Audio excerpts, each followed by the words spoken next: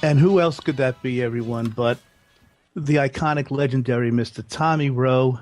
Tommy Rowe, thank you so much for being with us this evening. Hi, Steve. How you doing? It's good to be I, with you.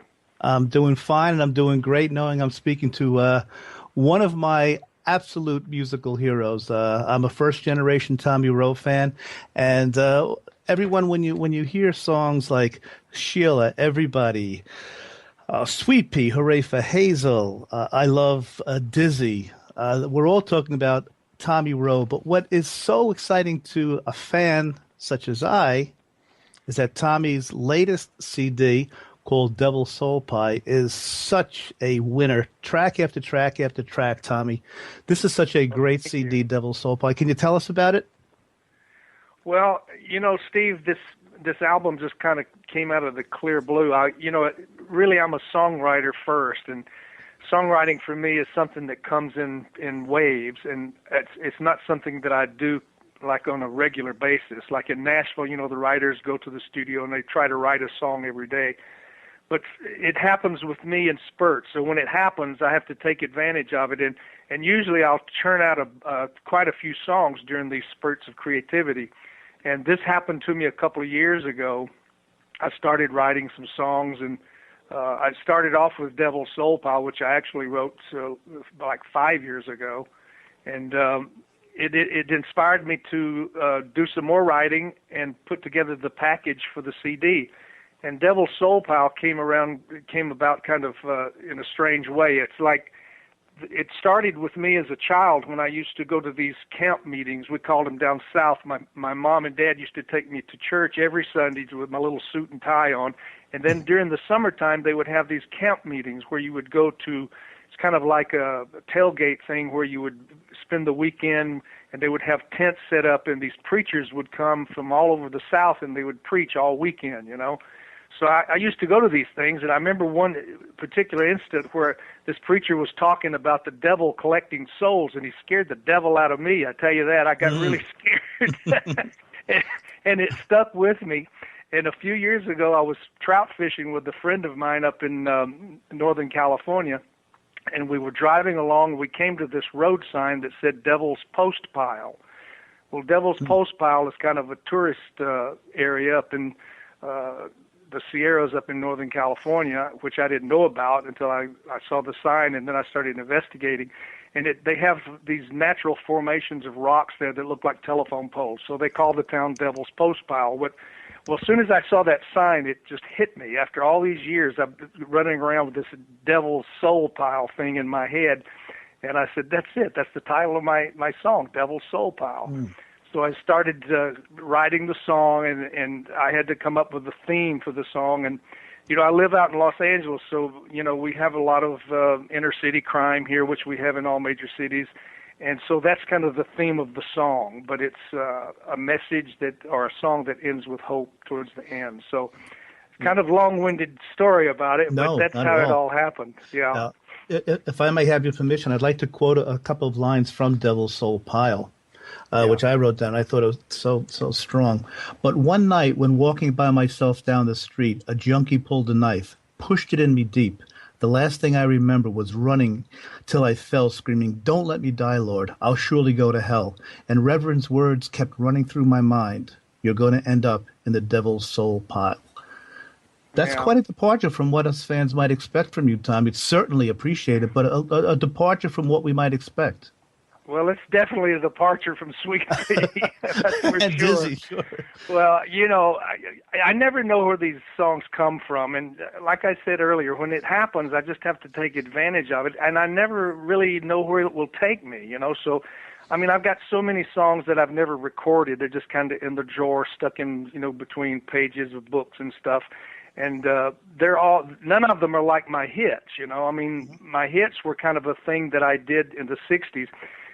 Actually, I started writing bubblegum songs because of the British invasion.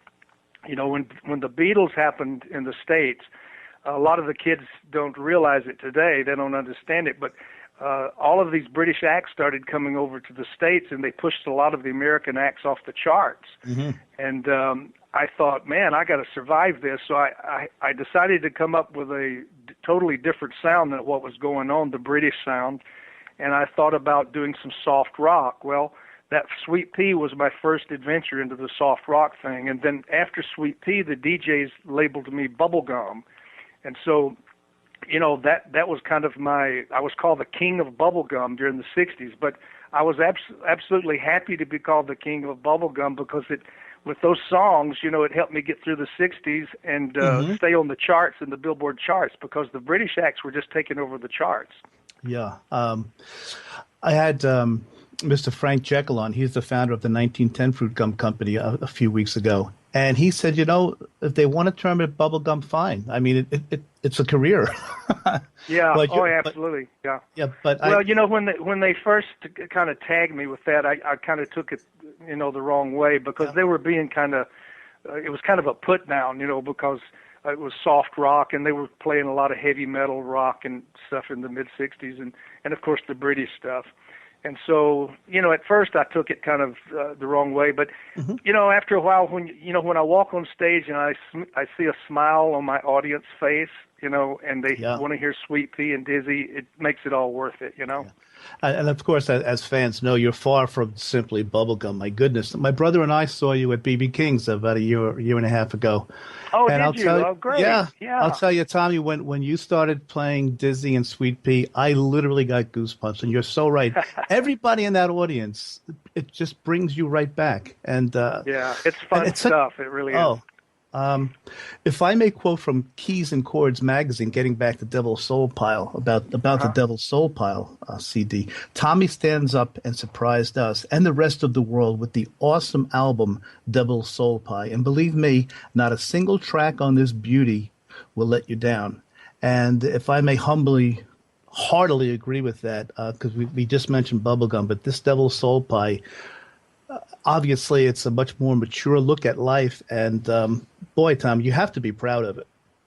Well, I am. In the songs, I'm really proud of the songs. Like I said, when I started as a young kid, I wrote Sheila when I was 14 years old, and all I wanted to do was write songs for other people.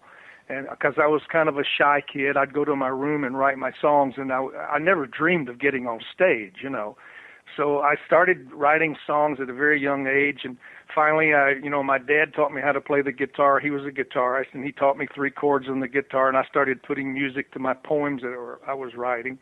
And so it's just something that I kind of started off with as a hobby, and it just turned into a career for me. And it's been a fun ride. I must tell you, I've had some great moments in this.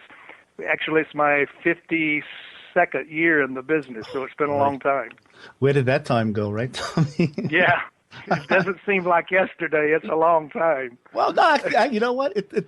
I was a fan, okay? Tommy, as a fan, it certainly flew by, I can tell you that. And for some of our younger listeners, Tommy, in my other life, I teach 8th grade, and many of my students listening to my shows. So for some of my younger listeners, I want you to know that Tommy Rowe wrote and recorded more top 10 hits between 1962 and 69 than any other solo American artist. But Tommy is much more than just a U.S. artist. My goodness, he's a bona fide international superstar. Mr. Rowe, you're a member of the Hit Parade Hall of Fame, the Georgia Music Hall of Fame, the Rockabilly Hall of Fame. That's got to do your heart good, too. Oh, yeah, it feels good. There's some big ones that I haven't made yet, though I'm working on. Maybe one of these days I'll get into the Rock and Roll Hall of Fame. I'd love to do that. And the Songwriters Hall of Fame.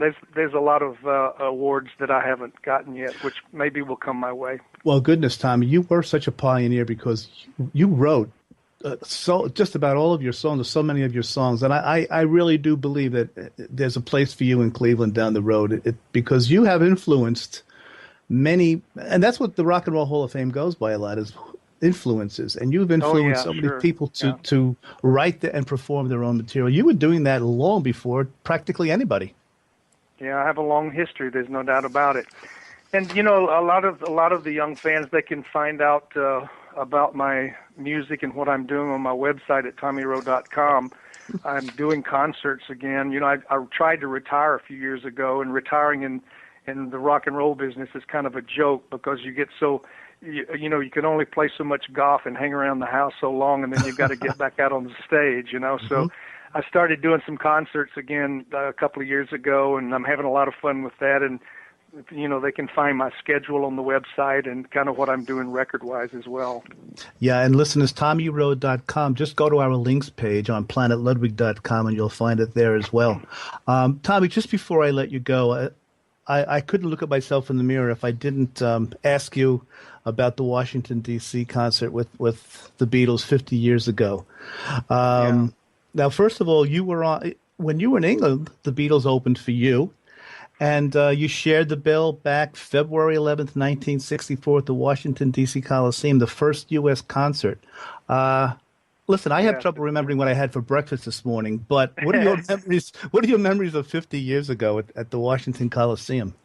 Well, all of my experience with the Beatles was always very chaotic. When I did the tour in England in 1963, Chris Montez and I were headlining our tour over there.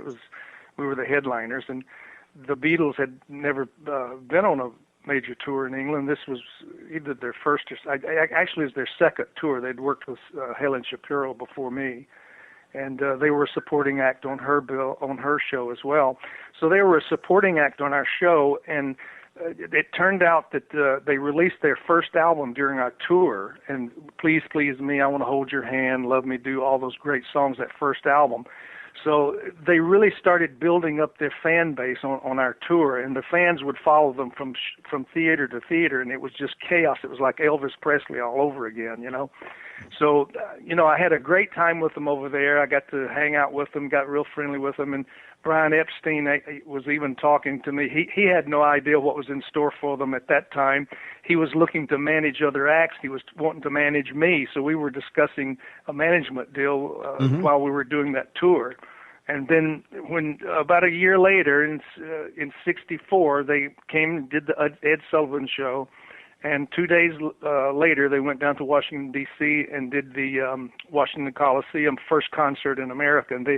And Brian Call, my manager, invited me to open the show for them on that particular show. So, do you remember what you said? I have some really interesting Beatle history. The early years of the Beatles were really fantastic. Be involved with these guys, because you could just really see it happening, as they were going along. And so it was a lot of fun. And we're doing, they're having anniversary of the show on February 11th this year, and they've invited me to participate in the anniversary show. Yes.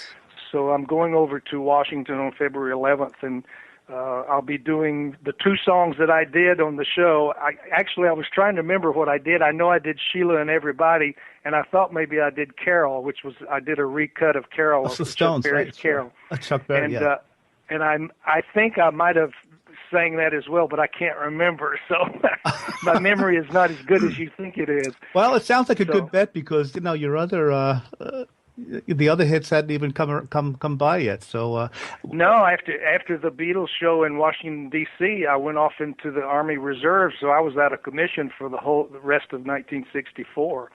And I went in, I think, the spring of '64, and I did their show on February 11th. So I was in the Army Reserves till all through '64 and early part of '65. And while I was in the reserves, I continued my songwriting, and that's where I actually wrote Sweet Pea while I was in boot camp up at Fort Jackson, South Carolina. So, the history is really interesting, and to think that I went to England when I was 20 years old, did my first headlining tour over there with Chris Montez, and then I opened the show for the first Beatles concert in Washington D.C. when I was 21 years old. So I was that's some beginning to a career, Tommy. Yeah, just a young guy, trying to make it big. That's what it was all about. And did you ever? Tommy, I just want to let our listeners know, once again, it's TommyRowe.com. A couple of songs that I just wanted to let you know, Tom, also from Devil Soul Pile, which we didn't get to, that I love. I love the whole CD, but That's When She Ran Out of Time and Water Underneath My Burning Bridge. Fans, listen to those two songs when you buy the CD. They're great ones. And Thank you. Yeah, Tom, I like the Water Underneath My Burning Bridge. Oh. I do that in my concert along with Devil's Soul Pile, and yes. I get a really good response to both. Of course, both of those songs I get a very good response to. So, the universal theme of a broken heart, boy, Water Underneath the Burning Bridge, right? Yeah, that's right. Yeah, well, Tommy, I cannot thank you enough. It's been such a privilege to speak with you, and I know you're so busy, and you really took time out of your busy schedule to speak with us, and we all appreciate it. And continued success to you, and thanks so much for the music, Tommy. It's my pleasure, Steve. It's good to talk to you, and good luck with your show. I've been keeping up with it on the internet, so Oh, well, thank you. Looks like you're doing some good things. Thank you so much, Tommy, and you certainly helped tonight, and we appreciate it, Tommy. Best of Okay, health bud. and good luck to you. Okay, Steve. Thank you.